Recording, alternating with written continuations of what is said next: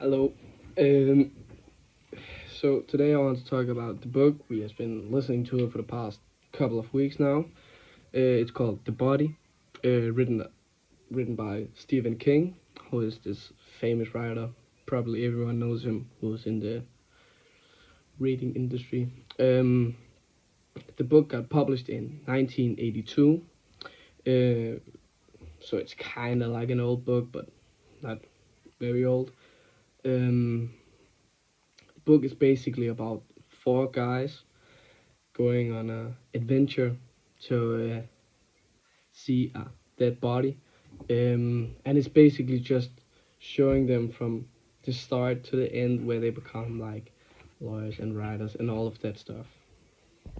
The book there's four kids who we are learning about. The kids are going to the adventure, but the four kids have different personalities, which make the book more different and have some good traits as well.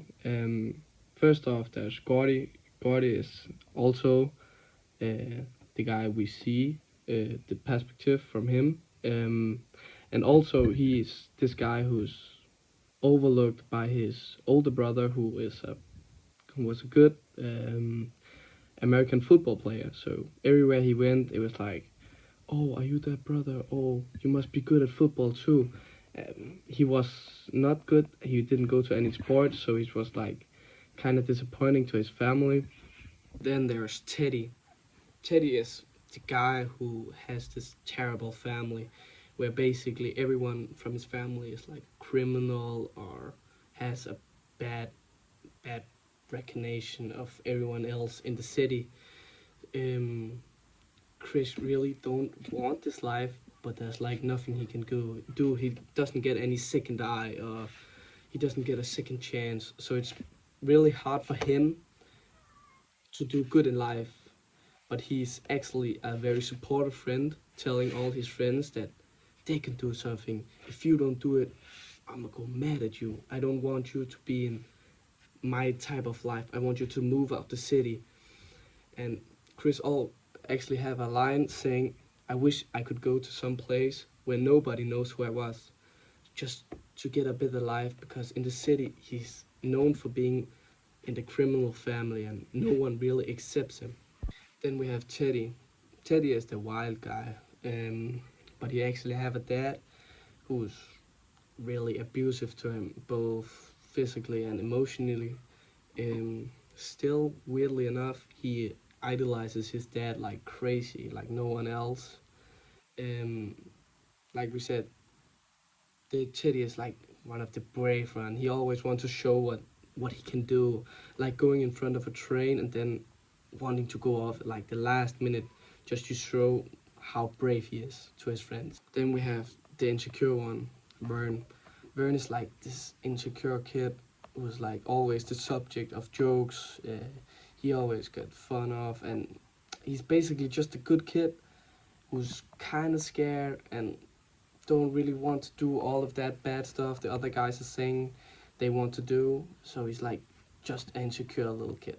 But if you like look at the surroundings of the place, it's like this little city near nothing. It's middle of nothing, uh, which make this kind of atmosphere because there's like uh, woods. There's like screen.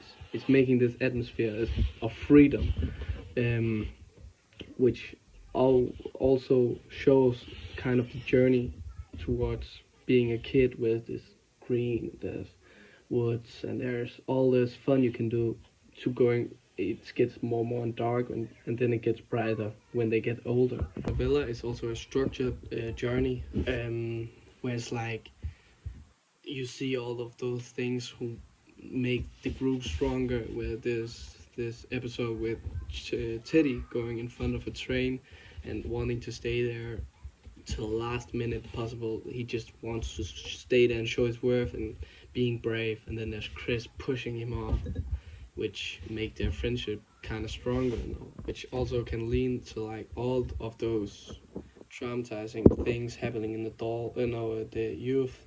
It's kind of building the friendship to be stronger and stronger up to the adult. And if you look at how they talk, the language of the boys, it's like simple. It's kind of like rough. It's just simple, and they're using a lot of slang.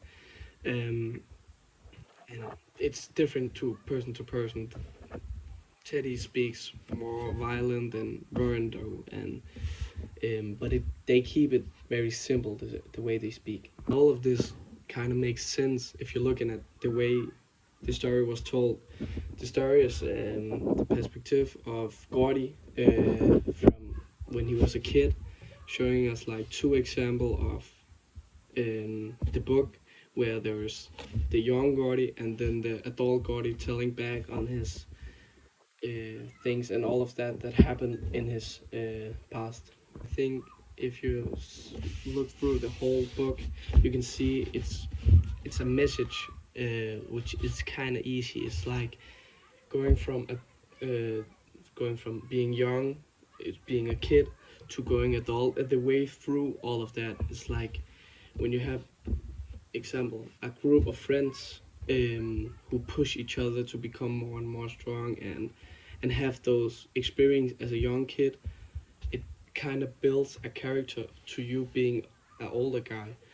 So having a youth with a lot of experience and a lot of trauma, it's kind of making your friendship stronger and actually making the way that you live your life longer ahead more and more interesting and funny and all of that. And if you want to look about comparison of this book and another, I would go not exactly. I would go with a movie instead called Drengene from St. Patrick, which also is kind of same concept about, like with four kids. These four kids from this movie is four kids going from high school, um, where they start this group against the Dutch army. Um, in 1942, and this movie also has a lot of growing up, um, growing up from being a young kid uh, to being adult and fighting and all of that in the middle history, where they go from boys to men, which also has in the book called The Body, where it's again these kids going from being a kid going to be an adult. So that's why I would like compare it because it's like having those trauma and all those things happening as a group. When you're a group and you're young, you create those connections later on in life, um, and that's why I think it's a good comparison. So my overall conclusion about the book and the analyze, I think it's a great book who's easy to compare, um, because there's a lot of books and movies which also have those starting point to end point where there's like this start and then it get rough and then they come home and being the old one. Um, yeah, so overall I think it's a good analysis of this book. That's all. Bye.